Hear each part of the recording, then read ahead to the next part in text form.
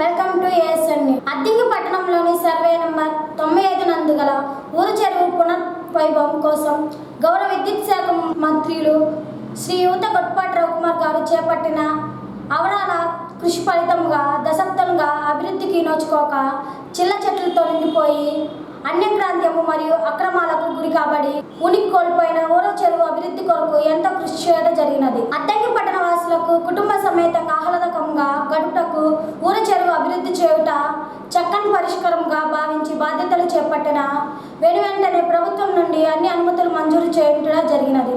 అందులో భాగంగా ఈ దిగువ తెలిపిన అభివృద్ధి పనులు చేపట్టినది. చెరువు నందు పూడిక తీయుట, చెరువు కట్టడాలను బలోపేతం చేయుట, చెరువులోనికి నీరు వచ్చు మరియు పోవు మార్గంలను అభివృద్ధి పరచుట, స్లూయింగ్ సర్కల్ను అభివృద్ధి పరచుట, పీసీసీ నడకదారులు మరియు మెట్లు ఏర్పాటు, సుందరీకరణలో భాగంగా మొక్కలు నాటుట మరియు గ్రీన్ బెల్ట్ ఏర్పాటు, రక్షణలో భాగంగా చెరువు చుట్టూ ఫెన్సింగ్ ఏర్పాటు, అదనముగా చేపట్టిన పనులు చెరువు స్థలంలో శుభ్రపరచుట మరియు కలుపు తీయించుట, చెరువులో ఉన్న బురద మట్టి తొలగించుట, అవసరమైన ప్రదేశంలో చెరువులకు వచ్చి మురుగునీటి కాలువలు మళ్లింపు, విద్యుత్ దీపం ఏర్పాటు, అపోచ్ రోడ్ల నిర్మాణం, సిమెంట్ బెంచ్ల ఏర్పాటు. పైన తెలుపన్న పనుల తేదీ 1/8/2026 ప్రారంభించబడును. సదారు పనులతో పాటుగా చెరువునకు పునర్వైభవం కోసం అవసరమైన అన్ని పనులు సకాలంలో పూర్తి చేయుటకు చర్యలు చేపట్టినది జరిగినది. సదారు పనుల నిర్వహణ బాధ్యత ఏపీజీబీసీ వారికి అప్పగించుట మరియు పనుల పురోగతిపై పర్యవేక్షణ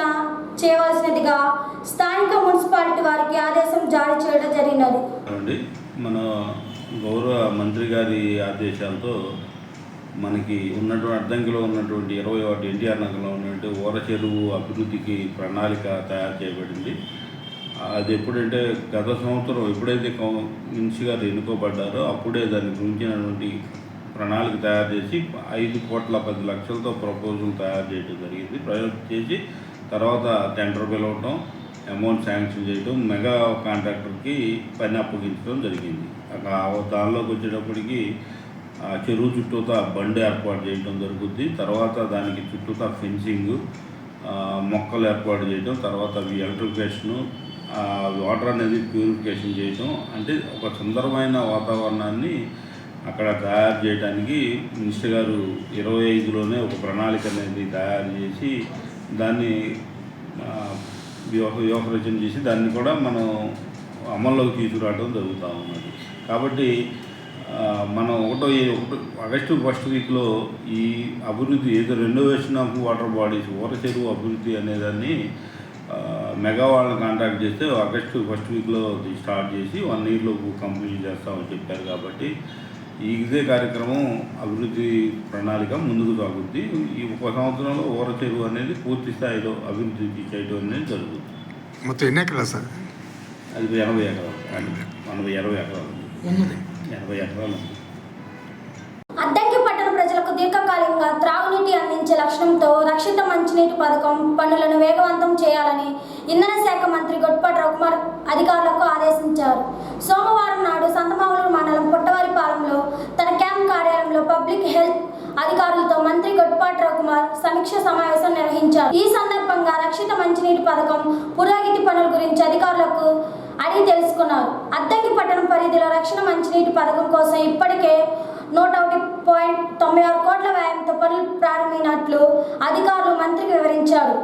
ప్రజలకు భవిష్యత్ అవసరాలను అనుగుణంగా త్రాగునీటి సరఫరా ఉండేలా 51 లక్షల లీటర్ల సామర్థ్యం గల నీటి నిల్వ ట్యాంకులను నిర్మించాలని మంత్రి ఆదేశించారు.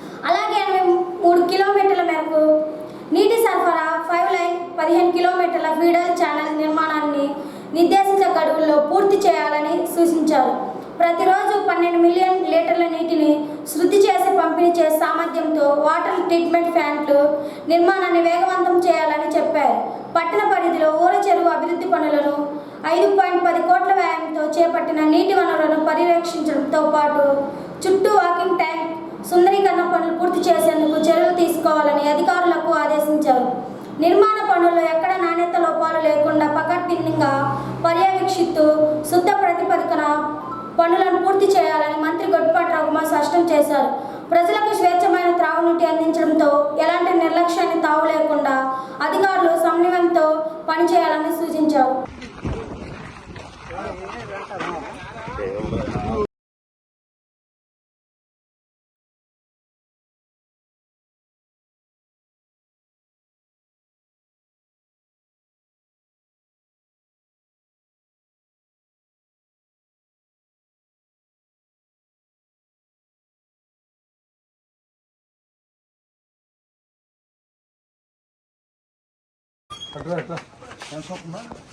ఇంక రాట్లా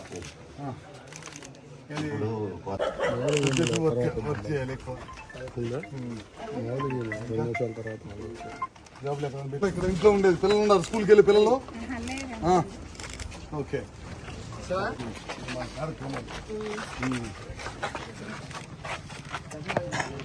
మీకు మనం ఒంగోలుకి వచ్చామని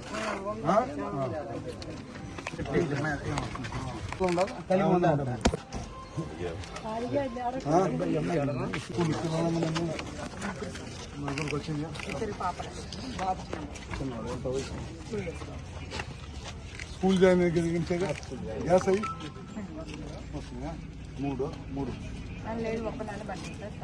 మామూలుగా 3 నెలలు ఇయర్కి 3 సార్లు పడుతుంది గ్యాప్ ఏంటి వేసి పెడతానని చెప్పాగా మీరు ఒక వంతు మీరు కట్టుకోవాలి ఊర్లో 2 వంతులు నేను గవర్నమెంట్లో ఇప్పిస్తాను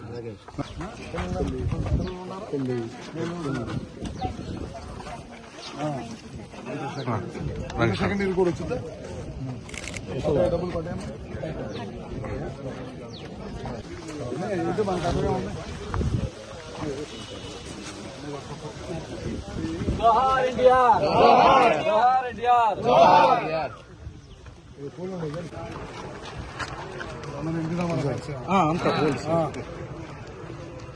మన పార్టీ కార్యక్రమాలు వాళ్ళు ఏడుస్తాను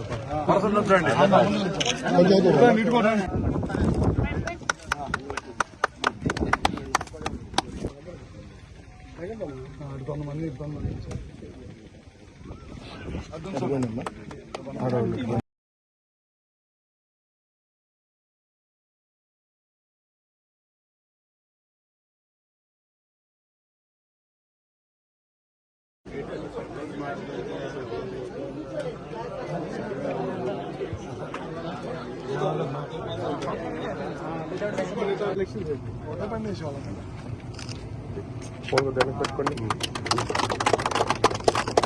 పెట్టుకోండి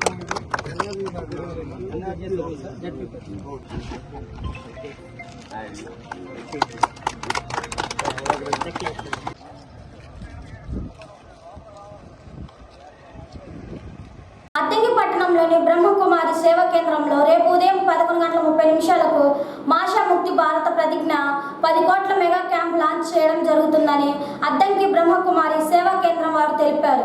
ఈ కార్యక్రమంలో ఆగస్టు 6వ తేదీ నుండి 20వ తేదీ వరకు అన్ని పాఠశాల ప్రభుత్వ కార్యాలయాలు కళాశాలలు సేవా సంస్థలు ఎక్కడైనా చేయవచ్చని వారు తెలిపారు. ఈ కార్యక్రమంలో భారత ప్రభుత్వ న్యాయ సాధికార మంత్రిత్వ శాఖ వారు డ్రగ్స్ ఫ్రీ ఇండియా క్యాంపెయిన్ మరియు హోం వ్యవసాయకార మంత్రివర్గ శాఖ నార్కోటిక్ కంట్రోల్ బ్యూరో యొక్క మిషన్ సంస్థ వారు సమన్వయంతో జాతీయ అవగాహన ప్రయత్నాలు మరింత విస్తరించే లక్ష్యంతో బ్రహ్మకుమారి ఈశ్వరయ్య విశ్వవిద్యాలయం వారికి ఈ కార్యక్రమాన్ని నిర్వహించే బాధ్యతలు అప్పగించారని వారు మీడియాకు వెల్లడించారు. బ్రహ్మకుమారి మెడికల్ వింగ్ భారత ప్రభుత్వ సామాజిక న్యాయ మరియు సాధికారత మంత్రిత్వ శాఖతో నషాముక్తి భారత్ అభియాన్ కింద ఒక అవగాహన ఒప్పందం కుదుర్చుకుంది. ఈ సహకారంలో భాగంగా మేము గత కొన్ని సంవత్సరాలుగా భారతదేశ వ్యాప్తంగా పాఠశాలలు కళాశాలలు మరియు కమ్యూనిటీలలో వ్యసన ముక్తిపై అవగాహన కార్యక్రమాలను నిర్వహిస్తూ ఉన్నాము. ఈ సంవత్సరం కూడా ఆగస్టు 6వ తారీఖు నుండి 20వ తారీఖు వరకు భారతదేశం అంతా 10 కోట్ల నషాముక్తి ప్రతిజ్ఞ మెగా కాంపెయిన్ ఒక ప్రత్యేక ప్రచార కార్యక్రమం నిర్వహించబడుతుంది. ఆగస్టు నెల చాలా ముఖ్యమైనది. ఎందుకంటే ఇంటర్నేషనల్ యూత్ డే మరియు ఇండిపెండెన్స్ డే 2 ఈ నెలలోనే వస్తాయి. మరియు ఈ ప్రచార కార్యక్రమము బ్రహ్మకుమారిస్ మాజీ ప్రధాన నిర్వాహకురాలైన గౌరవనీయులైన దాది ప్రకాశమణి గారి జ్ఞాపకార్థం కూడా అంకితం చేయబడింది. ఆమె తమ జీవితమంతా మానవ సేవకు విలువలను పెంపొందించడానికి మరియు సమాజాన్ని మెరుగుపరచడానికి అంకితం చేశారు. ఆ స్ఫూర్తితోనే మేము ఈ సేవను నిర్వహిస్తూ ఉన్నాము. కనుక రేపు అద్దంకి సెంటర్లో ఈ కార్యక్రమాన్ని లాంచింగ్ కార్యక్రమం చేస్తూ ఉన్నాము. ఈ ప్రోగ్రాంలో ఎంఆర్ఓ గారు, కమిషనర్ గారు, సిఐ గారు, ఎంఈఓ గారు మరియు ప్రముఖ మొదలుగా వారు పాల్గొంటున్నారు. మరియు బ్రహ్మకుమారిస్కు సంబంధించిన నలువైపులా ఉన్నటువంటి గ్రామాల్లో ఉన్నటువంటి వాళ్ళు కూడా ఈ కార్యక్రమాల్లో పాల్గొంటూ ఉన్నారు. కనుక మీరందరూ కూడా ఈ కార్యక్రమంలో పాల్గొని ఈ కార్యక్రమాన్ని మీరందరూ కూడా జయప్రదం చేయాలని, మన భారతదేశాన్ని నశాముక్తిగా చేయాలని మనం అందరం కూడా కంకణం కట్టుకొని ఈ కార్యక్రమాన్ని మనం సఫలం చేసుకోవాలి. ఓం శాంతి. యువతలో పెరుగుతున్న బీపీ, షుగర్ ముప్పు కారణాలువే. ఉచిత మెడికల్ క్యాంపులో అవగాహన కల్పించిన ఆస్టర్ రమేష్ హాస్పిటల్ వైద్యులు. ప్రస్తుత ఆధునిక కాలంలో 30 ఏళ్లలోపు యువతలోనే బీపీ, షుగర్ వంటి వ్యాధులు ఎక్కువగా భయపడుతుండటం ఆందోళన కలిగిస్తుందని ఒంగోలు ఆస్టర్ రమేష్ హాస్పిటల్ వైద్యులు డాక్టర్ కార్తిక్ తెలిపారు. ఆస్టర్ రమేష్ హాస్పిటల్లో 30వ వార్షికోత్సవం సందర్భంగా అద్దంకిలో రోటరీ క్లబ్ ఆఫ్ సహకారంతో ఈరోజు ఉచిత మెడికల్ క్యాంప్ నిర్వహించారు. ఈ క్యాంప్ జనరల్ మెడిసిన్, గైనకాలజీ మరియు జనరల్ సర్జరీ వంటి వైద్య సేవలు అందుబాటులో ఉన్నాయి. వచ్చిన పేషెంట్లకు బీపీ, షుగర్ వంటి గుండె సమస్యలకు సంబంధించిన ఈసీజీ పరీక్షలు ఉచితంగా చేశారు. నిరంతరం కూర్చొని పనిచేసే అలవాట్లు, విపరీతమైన మానసిక ఒత్తిడి, జంక్ ఫుడ్ తినడం మరియు 3 పూటల రైస్ ఎక్కువగా తీసుకోవడం వంటి కారణాల వల్ల బీపీ, షుగర్ వంటి సమస్యలు వస్తున్నాయని వివరించారు. సాఫ్ట్వేర్ ఉద్యోగాల్లో ఎక్కువగా నైట్ డ్యూటీలు చేయడం వల్ల, ఎక్కువసేపు స్క్రీన్ చూడడం వల్ల కళ్ళపై ఒత్తిడి పెరిగి మానసిక ప్రశాంతత కలుగుతుంది. దీనివల్ల 30 ఏళ్లలోపు వయసు గల యువతలోనే బీపీ, షుగర్ వంటి తీవ్రమైన ఆరోగ్య సమస్యలు వస్తున్నాయి. ఈ క్యాంపులకు వచ్చిన పేషెంట్లకు జీవన శైలిలో మార్పు ఎలా చేసుకోవాలి మరియు ఎలాంటి ఆరోగ్య జాగ్రత్తలు తీసుకోవాలో డాక్టర్ కార్తిక్ ప్రత్యేకంగా వివరించారు. ఈ ఉచిత సేవలను స్థానిక ప్రజలు భారీ సంఖ్యలో హాజరై సద్వినియోగం చేసుకున్నారు. రోటరీ క్లబ్ సింగరకొండ ఆధ్వర్యంలో ఉచిత మెగా వైద్య శిబిరం. ఈ కార్యక్రమంలో మనకి 4 విభాగాల్లో డాక్టర్లు వచ్చి ఉన్నారు. ఆర్థోపెడిక్, అలాగే కార్డియాలజీ, అలాగే జనరల్ మెడిసిన్, గైనకాలజిస్ట్, ఒక లేడీ డాక్టర్, మొత్తం 4 వచ్చి ఉన్నారు. రమేష్ హాస్పిటల్ వారు మరియు నెల్లూరు నర్సింగ్ మరియు సౌజన్యంతో ఈ కార్యక్రమం ఏర్పాటు చేయడం. ఈ కార్యక్రమంలో ఇప్పటి వరకు మన మిత్రులు చెప్పినట్టు 115 మంది మా అంచనా ప్రకారం 4 గంటల వరకు 250 దాకా రావడానికి అవకాశం ఉంది. అందరికీ కూడా ఉచితంగా వారికి కావాల్సినటువంటి వైద్య సదుపాయాలు చూసి మెడిసిన్స్ కూడా ఉచితంగా ఇవ్వడం జరుగుతుంది. వాళ్ళకి పేషెంట్కి ఎటువంటి ఖర్చు లేకుండా ఉచిత మధ్యాహ్నం అల్పాహారం కూడా ఏర్పాటు చేయడం జరిగింది. వచ్చినటువంటి వైద్య సిబ్బందికి, అలాగే పేషెంట్లకి, రోటరీ మెంబర్స్ అందరికీ కూడా అల్పాహారం ఏర్పాటు చేయడం. ఈ కార్యక్రమం వినియోగించుకొని వారి సమస్యలు తీర్చుకోవాలని చెప్పి పట్టణ ప్రజలకి ఈ 4 గంటల లోపల కార్యక్రమాన్ని సద్వినియోగం చేసుకోవాలని మరొకసారి రోటరీ క్లబ్ సింగరకొండ తరఫున కోరుచు మా మిత్రులందరికీ ధన్యవాదాలు తెలియజేస్తున్నాను. ఈరోజు Addanki government boys high school మరియు కాలేజీ ఆవరణలో rotary club of Singarakonda Addanki వారు ఒంగోలులోని ఆస్టర్ రమేష్ మరియు నల్లూరి నర్సింగ్ హోమ్ వారి యొక్క సహకారంతో ఉచిత మెగా క్యాంప్ ఏర్పాటు చేయడం జరిగింది. ఈ మెగా క్యాంపులో షుగర్ టెస్టులు, బీపీ టెస్టులు, ఈసీజీ టెస్టులు, ఎకో టెస్టులు, తర్వాత జనరల్ మెడిసిన్ విభాగం, ఆర్థోపెడిక్ విభాగం, ఇలా అన్ని రకాలు వైద్య పరీక్షలు చేసి ఉచితంగా మందులు ఇవ్వటం జరుగుతూ ఉన్నది. ఇప్పటికీ సుమారు 120 మంది ఓపీలు వచ్చి చూపించుకున్నారు.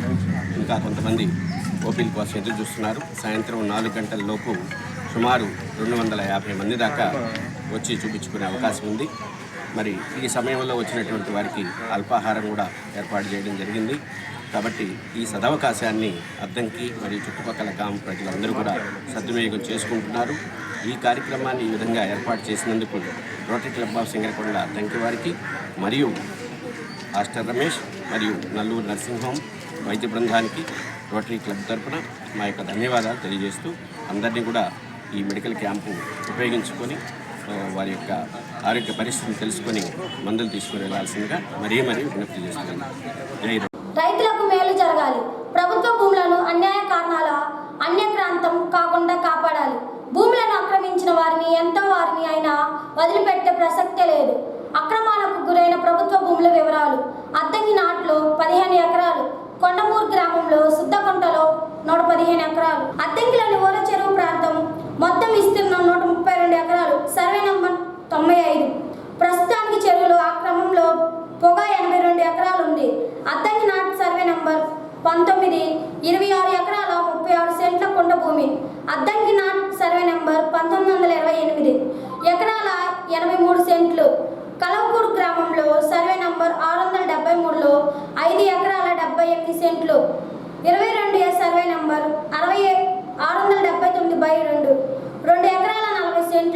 ఇవి కాక అనేక ప్రాంతంలో భూగర్భ జలాలు జరిగినట్లు వైసీపీకి సమన్వయకర్త ఆరోపించారు. దాంతోపాటు ఇంకొక ముఖ్యమైన విషయం ఏంటంటే, నాకు ఏ రోజు కూడా ఎవరితో వ్యక్తిగత విభేదాలు అనేది లేదండి.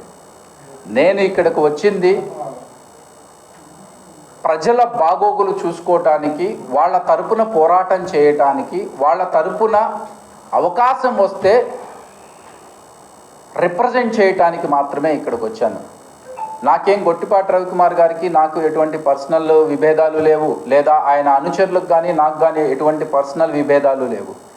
నా ఇంట్రెస్ట్ అంతా చెరువు భూముల్ని కాపాడాలి, ప్రభుత్వ భూముల్ని కాపాడాలి, రైతులకి మంచి జరగాలి, సామాన్య ప్రజానీకానికి మంచి జరగాలి అనే ఒక కోణం తప్పితే నా పర్సనల్ ఇంట్రెస్ట్ ఏంటంటే, దాన్ని వదిలేసేసి డెవలప్మెంట్ 20 సంవత్సరాల నుంచి ఇక్కడ ఎమ్మెల్యేగా ఉన్నారు అని చెప్పుకుంటున్నారు. మీరు చేసినటువంటి ఒక మంచి పని, ఇదిగో ఇది ప్రజలకి బ్రహ్మాండంగా ఉపయోగపడుతుంది అనే ఒక పని చూపించండి. ఒక ప్రాపర్ స్కూలింగ్ లేదా, ఒక ప్రాపర్ హాస్పిటల్ లేదా, ఒక మంచి ఉపాధి అవకాశం ఇచ్చేటటువంటి కంపెనీ లేదా, ఏం చేయబోతున్నారు మీరు? ఇప్పటికైనా ప్రజలందరూ ఒక్కసారి ఆలోచించండి.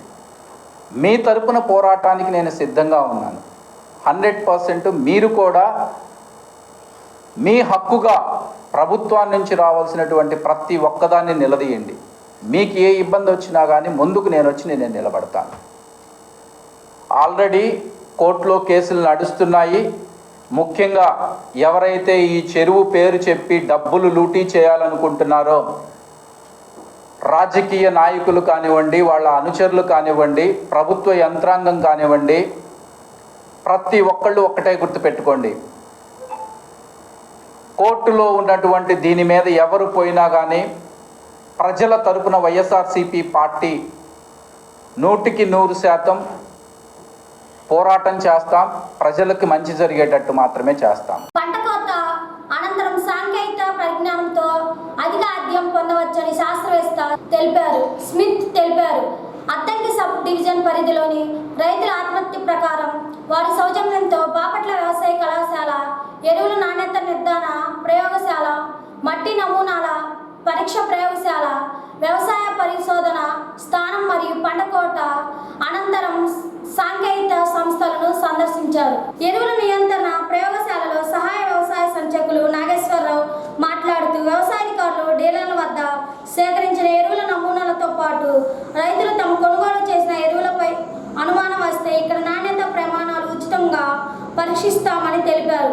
అయితే రైతులు ఆ ఎరువులకు సంబంధించిన బిల్లు తీసుకురావాలని, దానిలో బ్యాచ్ నెంబర్ ఖచ్చితంగా ఉండాలని సూచించారు. మట్టి నమూనా పరీక్ష ప్రయోగశాల నందు వ్యవసాయాధికారి లోకేశ్వరి మాట్లాడుతూ, ల్యాబ్ నందు ఊరజని సూచిక, ఈసీ నత్రజని, భాస్వరం మరియు పొటాష్ మరియు సూక్ష్మ పోషకాల ఏ మోతాదులో ఉన్నాయో తెలుసుకోవచ్చని తెలిపారు. అనంతరం డాక్టర్ స్మిత్ మాట్లాడుతూ, పంట కోత అనంతరం పంట ఉత్పత్తులను తేమ శాతం ఎక్కువ లేకుండా చూసుకోవాలని, పంట ఉత్పత్తులను వివిధ రకాలుగా తయారు చేసి ఆదాయం పొందవచ్చని తెలిపారు. అద్దంకి నియోజకవర్గానికి సంబంధించిన తాజా ఓటర్ల జాబితా మరియు పోలింగ్ కేంద్రాల వివరాలను అధికార వెబ్సైట్ ద్వారా ధృవీకరించుకోవచ్చు.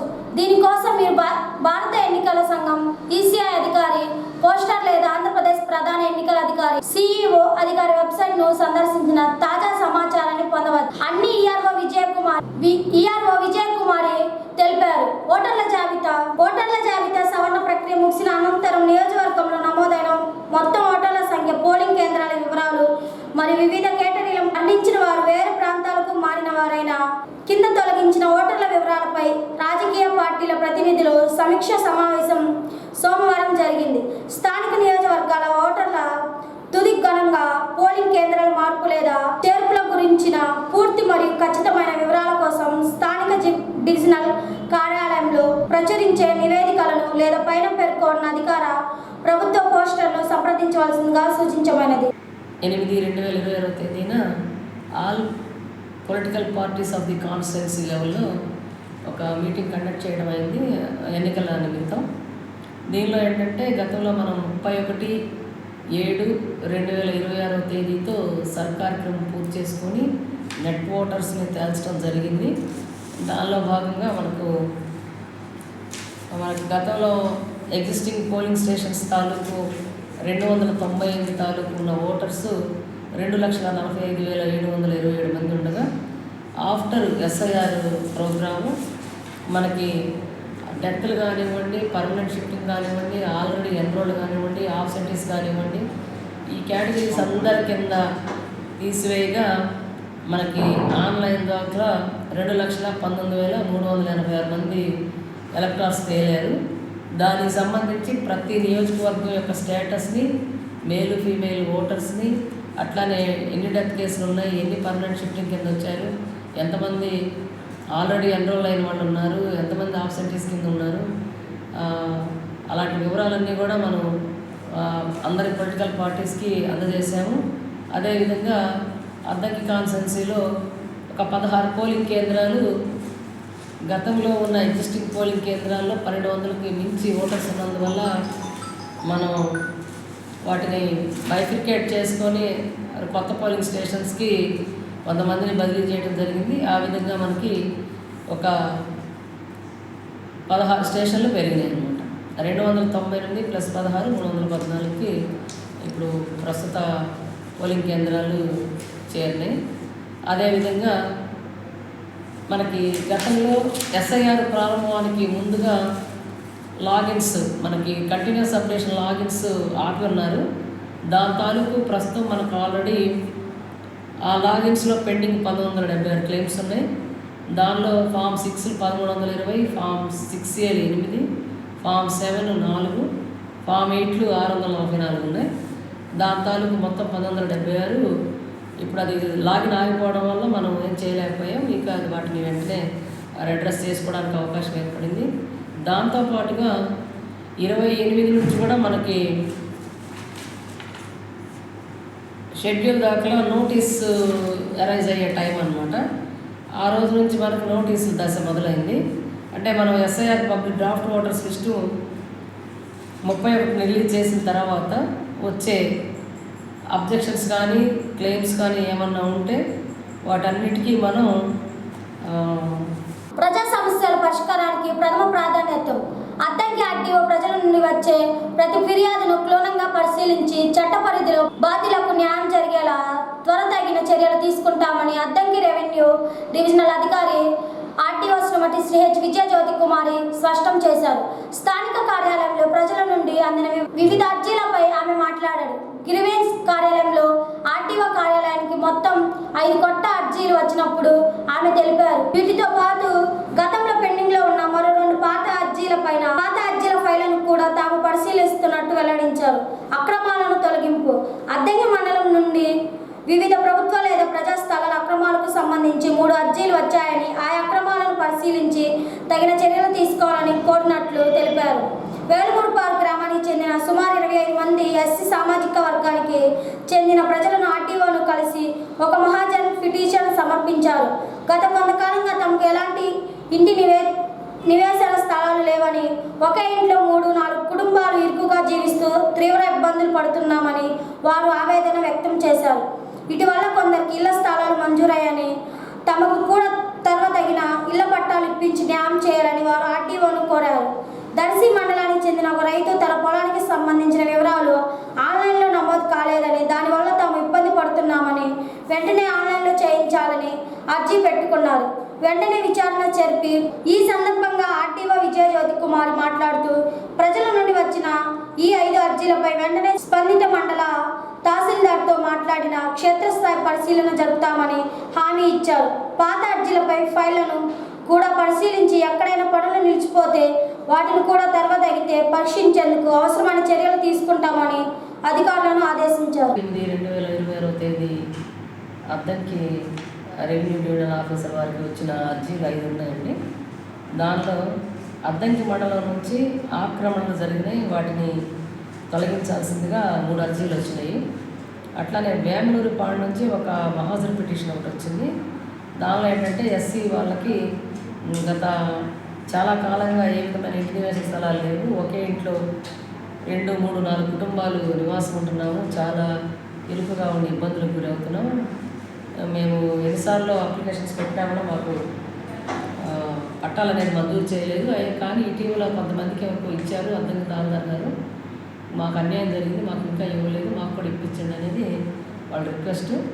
ఆ విధంగా వేములూరుపాడు గ్రామస్తులు ఒక మహాజర్ పిటిషన్ ఇచ్చారు. ఒక 25 మెంబర్స్ వచ్చారు.